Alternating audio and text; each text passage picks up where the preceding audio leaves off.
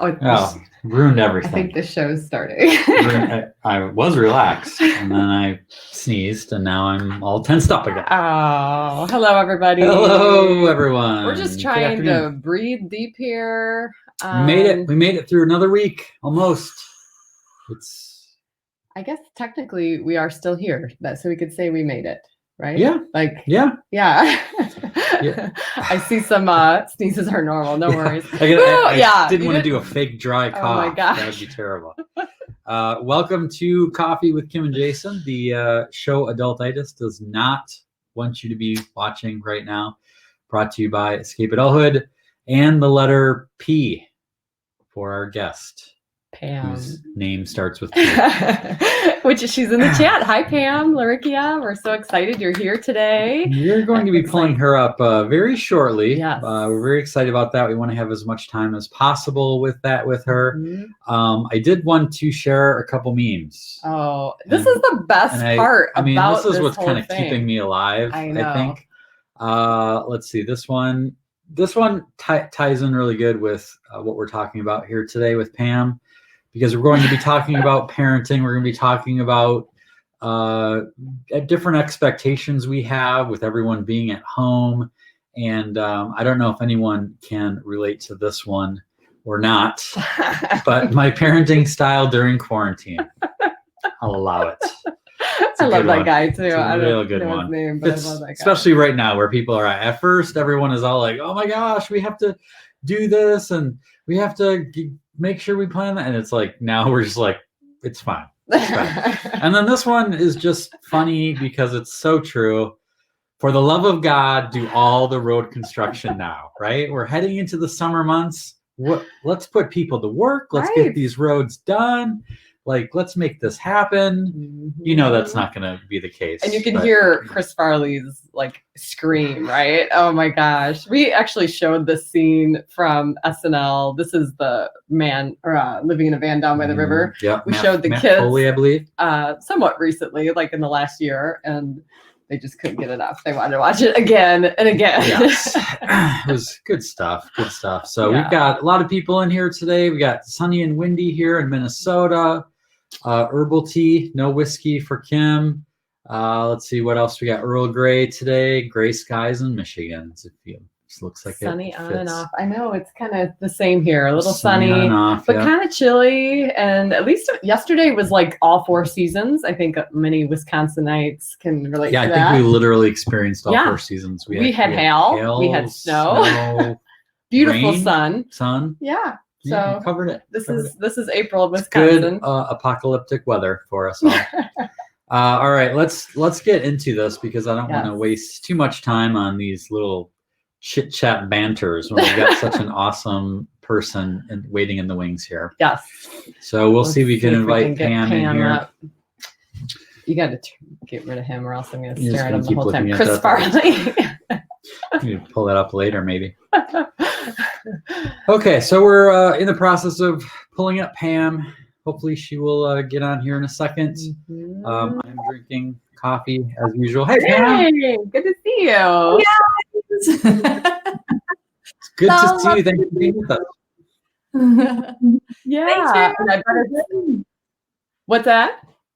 I just said thanks very much for inviting me. I really love chatting with you guys. Of course.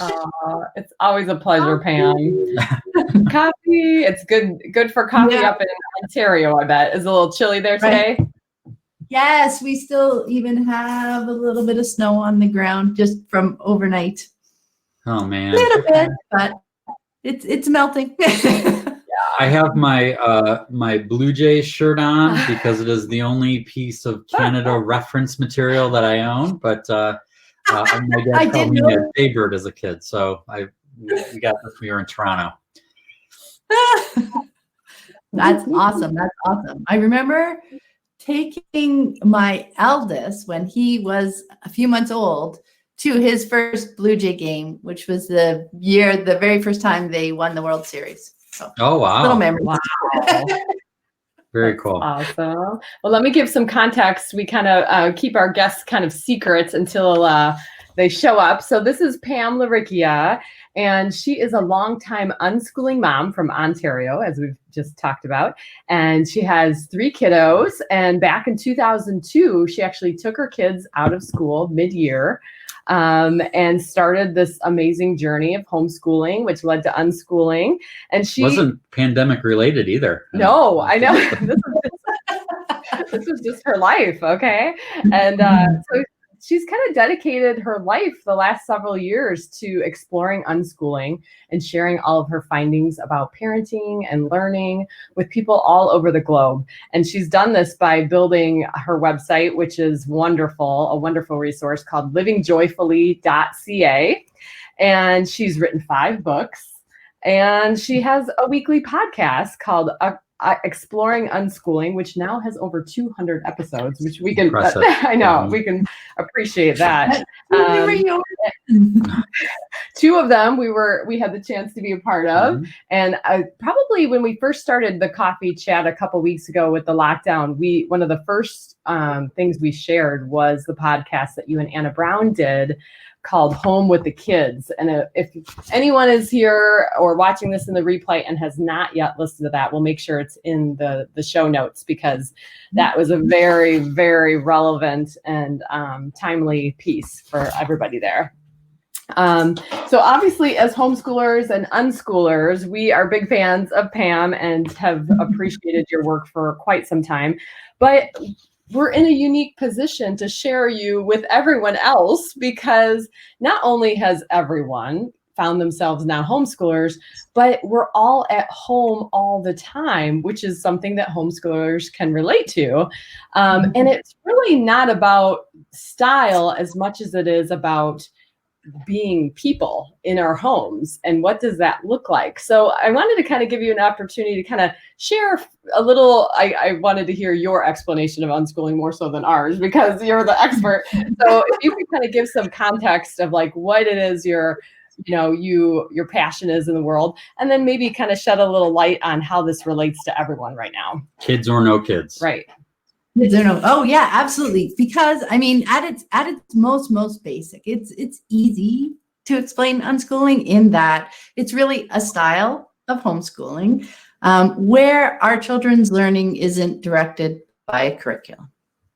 All right. So, but it's not so much about what you're not doing. What you are doing is following their curiosity.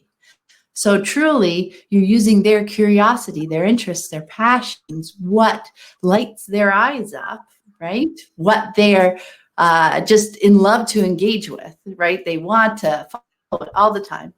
That's what we're doing instead of following a curriculum. And the reason it becomes such a human being thing is because it really soon grows into a lifestyle, doesn't it, right?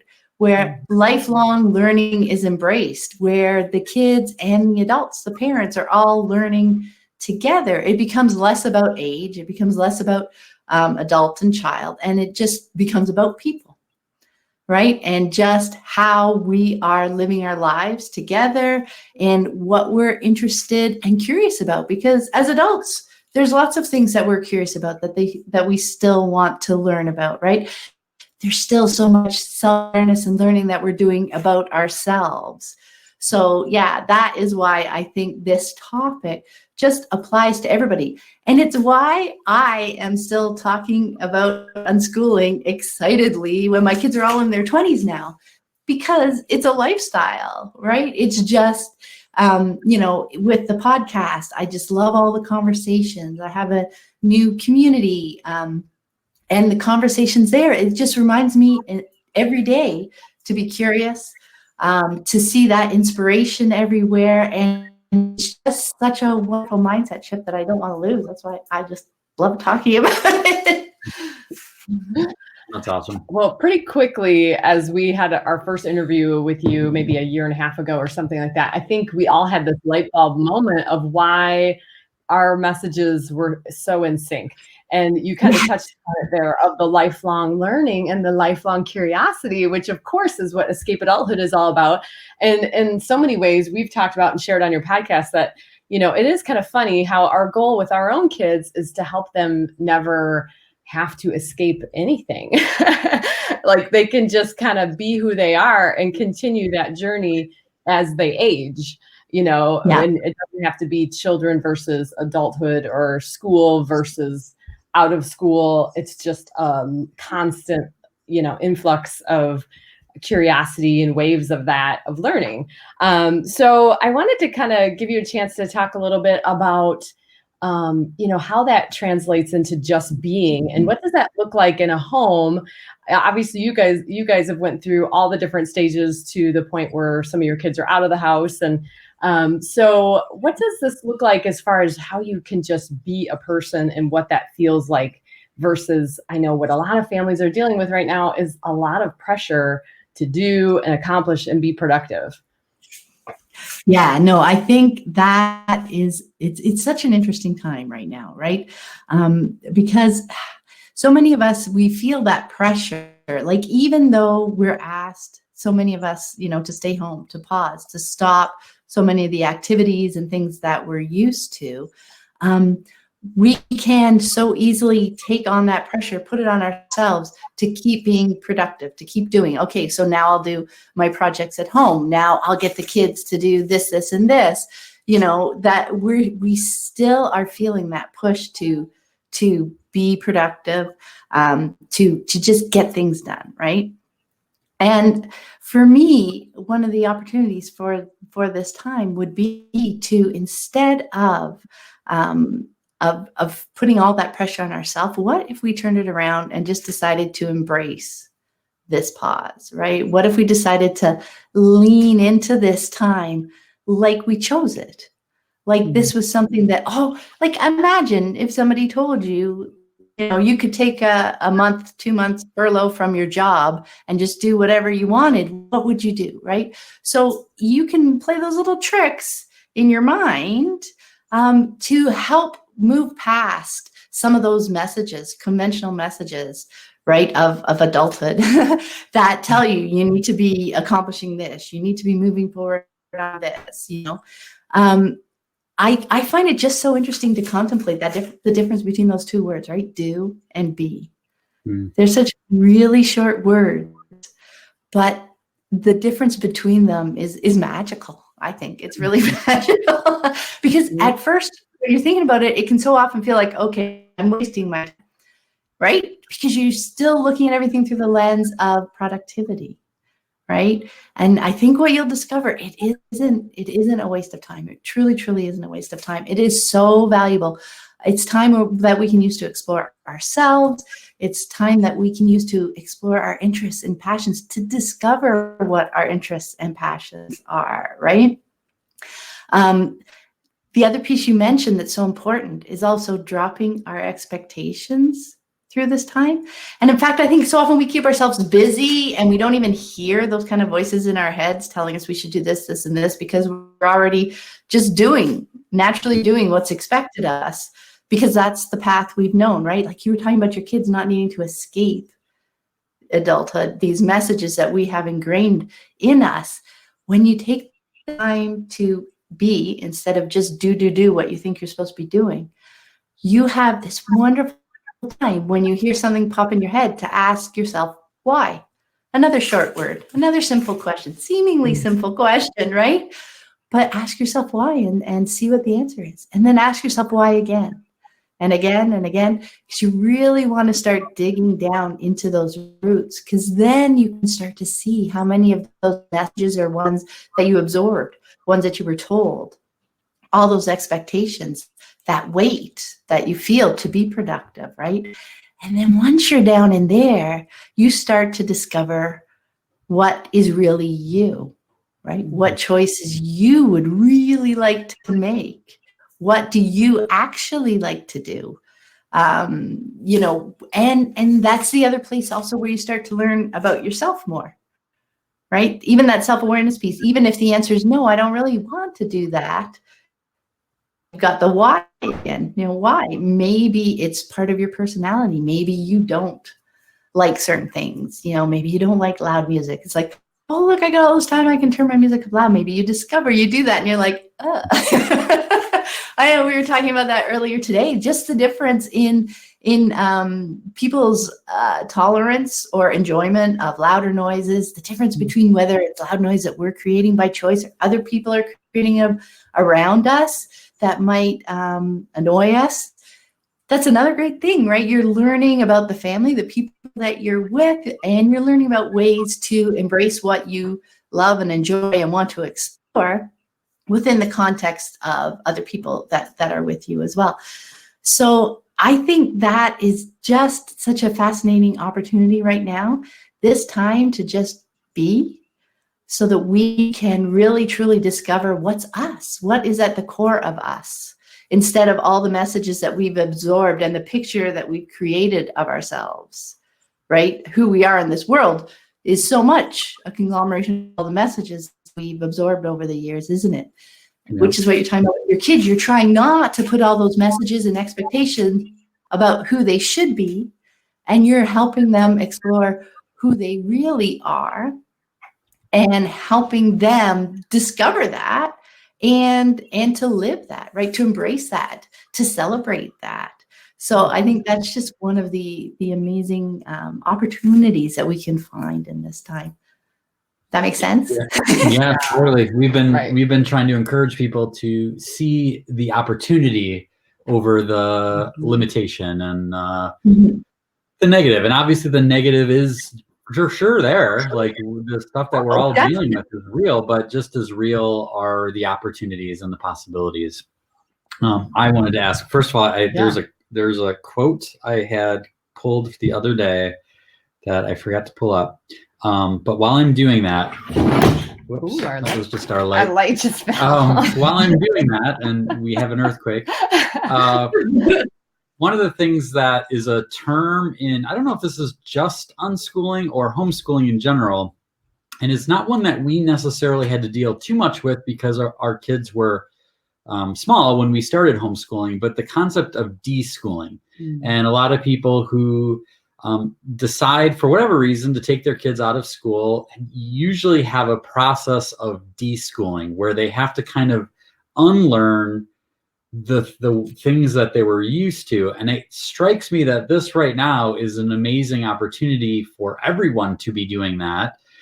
Not just obviously with if they have their kids coming at home, but like our workplaces, and kind of speaks to what you're talking about with the asking why. Well, like, why did we do it that way? Why is this the expectation? You know, could you speak a little bit more about the deschooling concept, and what advice do you give, or have you heard people give of how do you deschool? Again, in the context that it's maybe even bigger than just school, what you're deing, I guess. No, that's right. Because you listen to, if you listen to the podcast ever, just about everybody says the most surprising thing is how this process became about my life. It isn't just about school. Like so often, and for me, definitely, it starts with school because my kids were in school, and then I discovered homeschooling, brought them home, discovered unschooling, and that's how we got on our path. So often it starts there, but it grows because once you realize the system and the expectations and like the whole framework of things that are on top of us, once you start questioning school as an absolute, that just opens the box to start questioning everything, and not in the, everything's bad sort of way, like questioning it in the why way, because you're going to be bringing in your own experiences. So, school was questions like, okay, so what are they learning? In my experience, how much do I remember about what I learned in school, right? How much do I remember about my interests and the things that I pursue on my own time that I loved? How much easier was it to learn that versus that? It just opens up a big well of questions, but then it opens up even more questions, right? You can ask that whole same set of questions. A lot of people ask them around work, right? Am I doing what I love? Is that important? And it's totally okay. Oh, I love my job because I am bringing in money, which allows me to do the things that I love. Like there are no wrong answers. There are no wrong answers. It's about exploring yourself and figuring out what works for you and what do I truly think? What has been my experience up to now? That's why I talk a lot about not giving advice, just sharing experience, because each of us is an individual and we come to each moment with our own history and experience and our own perspective, our own lens, the way we look at things. So deschooling is so much about exploring that, right? I'll have parents who I basically chose unschooling lifestyle and my kids too. So, the child doesn't need deschooling much, but the parents do, right? We're the ones that need to question all these conventional things that we think we know, right? But are they true for us? We question parenting. You mentioned parenting, the adult-child relationship. Does it need to be a power-based relationship? Can we discover how capable children are? I just get overexcited. How capable they are and the value that they bring to conversations around everything. Like their insight and their perspective is so valuable, even at young ages. I went to my kids from the time we started living this way, basically, and they so often shared great insights to situations for me, often had great ideas for how we can move forward through, some sort of conflict, or we were just trying to get our needs met, etc. You just question so many things. The question, do I need to go to my in-laws every week for dinner? And why? And the great thing about having these conversations, not only for yourself and the adults, but for your kids too, is that all of a sudden you start looking at things from other people's perspectives too. So, that question includes, what does grandma get out of it? What do we get out of it? How might we make arrangements to do things differently? Like even now, FaceTiming with them, or house party, or Skype, however you guys are still connecting with extended family. This is just great stuff to think about and to ask yourself why, because then it shifts from becoming an obligation that feels weighty and that we try to resist, to remembering why you're choosing it in the first place, or to choose not to do it, right? But now now you have a much better sense of why. So you can explain it, you can understand it. There's not so much less guilt involved when you understand why you're choosing to do what you're doing, rather than just, jumping ahead and doing it just because it's what we've always done, or it's because I'm supposed to, it's expected of me. Like this whole being, embracing the being, will help you ask those questions of yourself, so you understand yourself and your choices so much more. And I mean, for me, that's why my website's Living Joyfully, is what I discovered is that undercurrent of joy that just runs through your days when you're making those choices, like choices to do the dishes, choices to, connect with extended family, things that before I used to be a little more, frustrated with, like really frustrated. It's just, and you just do them because you have to, right? And when you're doing things because you have to, you don't enjoy them. The difference between I have to do the dishes and, I want to do the dishes because I want clean dishes, or because, I make this an enjoyable moment for myself. For me, I have the TV on, or I listen to a podcast, or I have a few candles lit on the windowsill in front of me. Like just knowing that I can own every moment of my day and every choice, and make all those little tweaks just to celebrate even the smallest, most mundane moments. And the joy that runs through it it's kind of life-changing, isn't it, guys? I love that. I think the thing that I think about is the have to versus the get to, which is sort of what you were saying about this, this whole situation is an opportunity as a get to. I think about a couple of years ago, I was shoveling the snow and grumbling and griping and I gotta shovel the snow. It snowed again. And then I thought of, people in the military who might be in the middle of the desert somewhere on the other side of the world who would love to be home shoveling their snow. And all of a sudden it was like, I get to shovel my snow. And it totally changes everything, you know? Before you read that, I want to invite folks to ask questions. Go ahead and throw any questions up here at the end, and we'll be sure to address those before Pam goes. It has been interesting to see, the term homeschooling come up, and so many people are experiencing, many for the first time.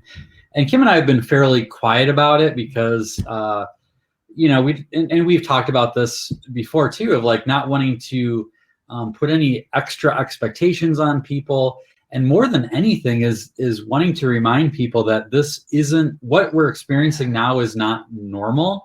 So this quote, and I didn't write down who said this, but it was a homeschooler.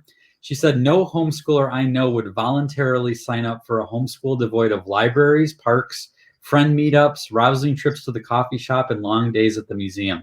Not to mention we're all walking around like pale atlases, trying to hold up under the relentlessly grim news. This isn't homeschooling. This is hard."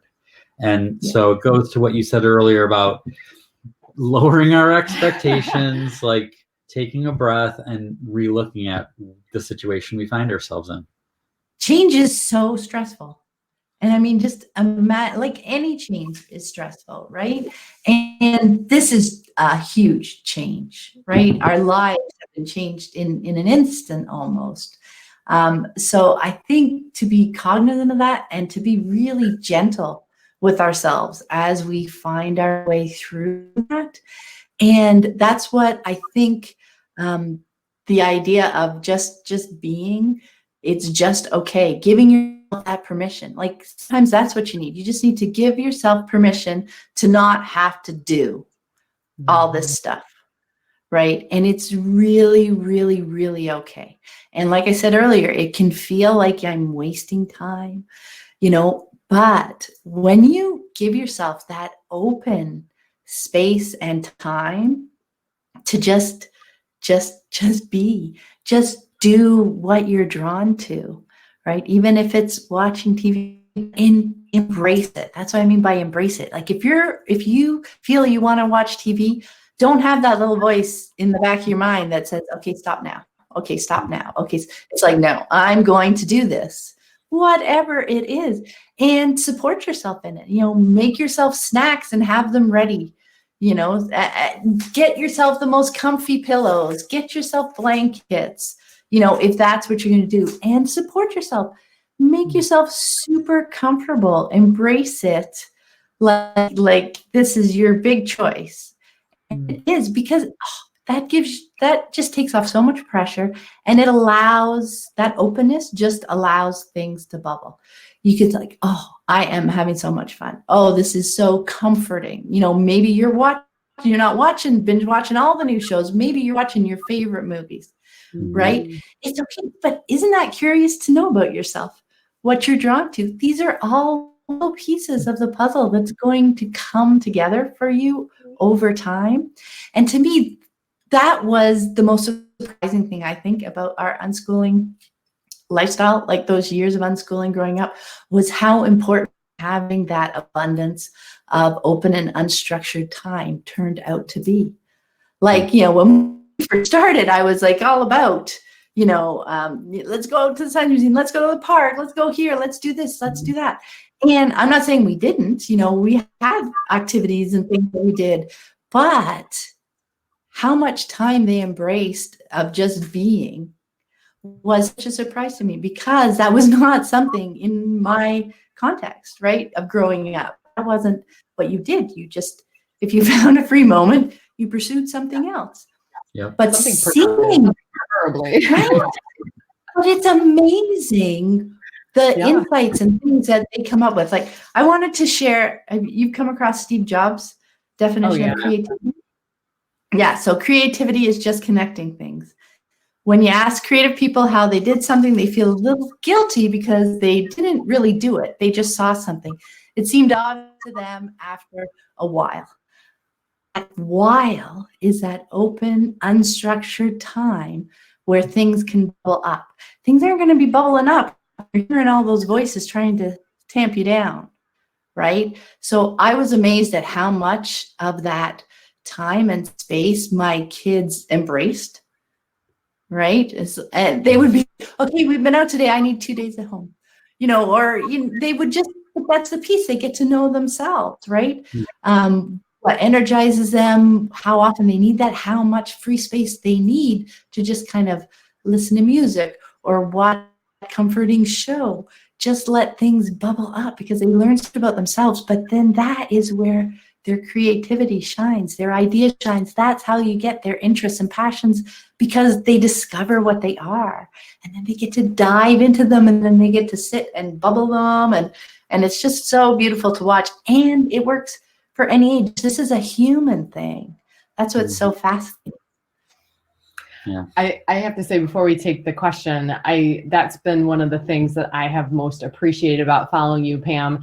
And I am so grateful that your content and your spirit came into our journey so early on into our unschooling journey, because I've been able to take the confidence and borrow some courage from your experience, right, to be able to bring into our deschooling process, and to let our kids just to honor that self-discovery, which has taught myself how to honor it for myself, and I think that's the part that's so interesting, that when we, appreciate that in our children, all of a sudden it starts to translate into our own self as well. Even though I was traditionally schooled and come with all this extra, perspective from that the kids don't, I find myself learning what they're learning about themselves. I find myself doing the same thing. So it's pretty amazing.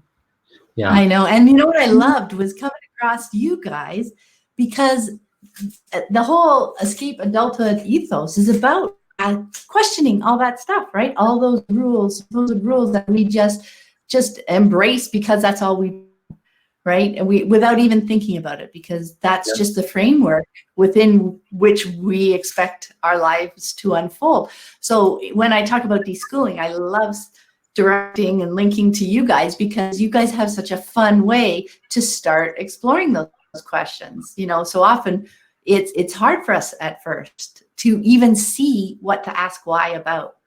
Right. Yeah. So I love the way you guys approach that. So I think it's just such a lovely mix. Thank you. Yeah, it's definitely a good synergy. So we were just about out of time, but we did have a question from Ian, and we kind of touched on this. Yeah. But Ian says, do you think that what people are doing right now is really homeschooling? I know they are schooling at home, but it seems pretty different to me. And I would totally agree with that. It's, homeschooling is something that takes a lot of thought and a choice, and a lot of what's happening now is free will, not a choice. I mean, I think about the challenges that people with multiple kids have. I feel so heartbroken, because it's one thing to have 3, 4, 5 kids, but now they're home and they have 3, 4, 5 different teachers who are all telling the parent, you need to do this, you need to do this, you need to do this, and they're this way and that way, and sharing a computer, it's like I would say this is not homeschooling at all. But I don't know if there's anything you want to add to that real quick. But no, I mean, I totally agree. It's not a homeschooling experience. I mean, number one, choice. Choice is not there, right? It's not something that people are choosing to do. Number two, like you said, if they're the setup with the school board, because that varies where you are, right? Right. But if they're setting expectations on top of you, they are setting you up, the parents up, as a teacher. And that's really hard. We were talking about, the stress of this time, and then adding all that stress on top of it. That's super hard if you have to do that. Not being able to, when we talk about pursuing their interests and passions, for the most part, there is no walls around that, right? So like you said, sometimes we're spending some days we spent 4 hours at one exhibit at the Science Center, right?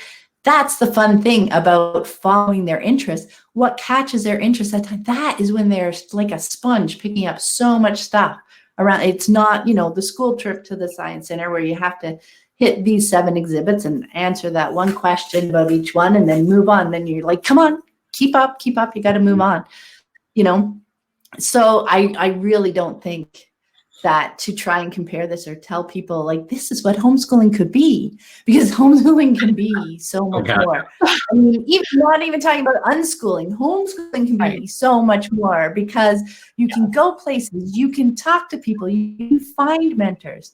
Now, I mean, we're still trying to do that through online. Like I know my son is still, he's doing some singing lessons and stuff. I'll have moved online right now, but it's still a shell of what it could be. He says it's okay. It's not as good as face-to-face, but it's good enough for now. Mm-hmm. So, I mean, it really is not comparable at all. Yeah. The experience that they're having now. Now, it's hard now. Yeah. Well, and I speak at a lot of schools. I speak to teachers, and I certainly empathize with them as well, because they're trying to help. They're trying to be a resource. They're trying to figure out how can I serve the families, and it's just difficult because it's taking one experience into another, and they don't always mesh. So it's difficult all the way around. But talk about apples to oranges from household to household too, right? Of what families have two parents trying to work 40 hours a week, and technology, and it's just it's kind of mind blowing. I keep saying this to Jason, but there's gonna be like movies made about this time. And I said it'll just be people sitting on their couch binge watching. It'll be a very boring show. But after hearing Pam's binge watching, I totally want to embrace it on a whole new level. Like the way you actually put that in a way that just embrace and own your choices, right? And your intentionality is probably the thing that is the underlying questions to get to the root. Like why? Right. You know, it's okay if it waits another day. It's okay. Like let them pile up for a couple of days and see what happens. You know, it's all about playing. For me, it's playing with it. Because when I talk about playing with something, that helps the expectations fall away. And then I can more clearly hear my own voice and hear the voices of the people in my family, not the voices that were planted in my head. And yeah, I loved your point of, you know, a lot of people choose school. Right? Like it's about the choice. It's not about one being better than the other or anything like that. It's about having the choice and what works for your kids and what works for your family.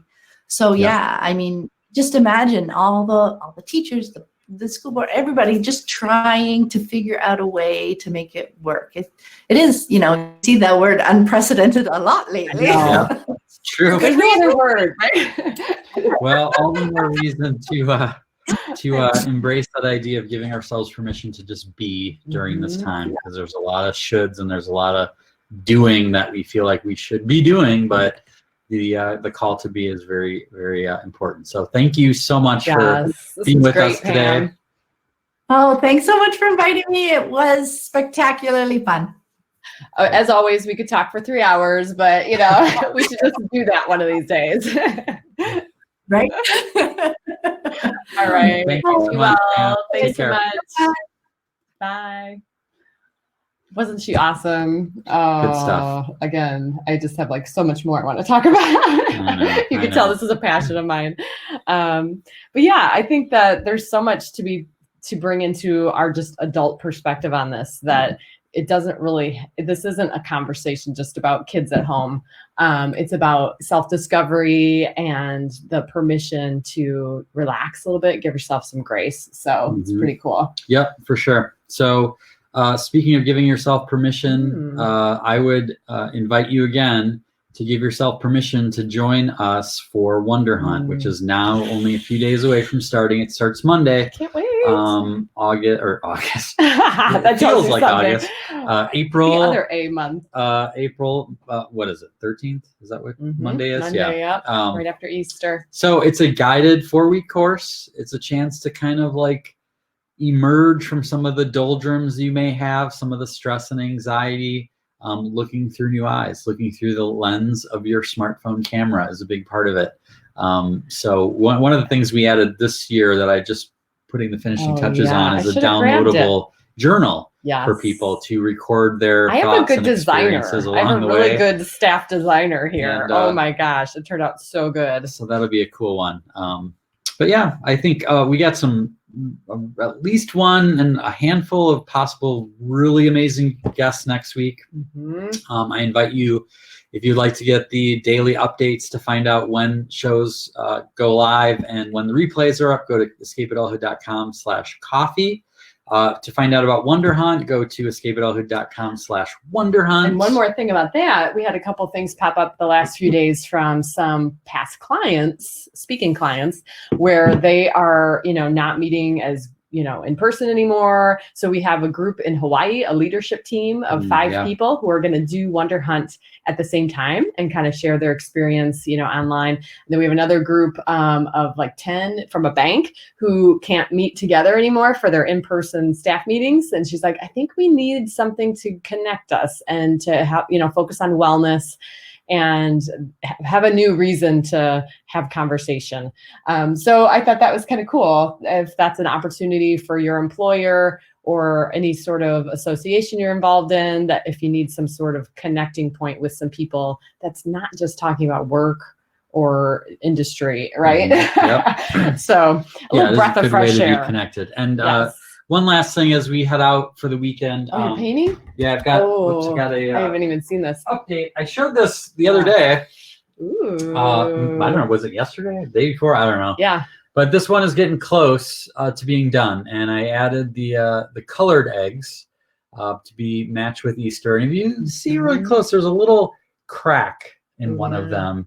And the idea here behind this is that there's things are happening. Things are happening, and I think that's where we are in the world right now. Is that I think we're getting close to the end of the worst, if that makes sense, and that there's a crack is the symbol of new life. That there's something coming that is going to be wonderful, and so I wanted to leave you with that. It's not done yet, but it was done enough that I wanted to leave you with that thought as we go into this weekend. Thank you for being with us again for another week. We'll be back next week for as long as this lasts. And happy Easter to everyone, and happy weekend.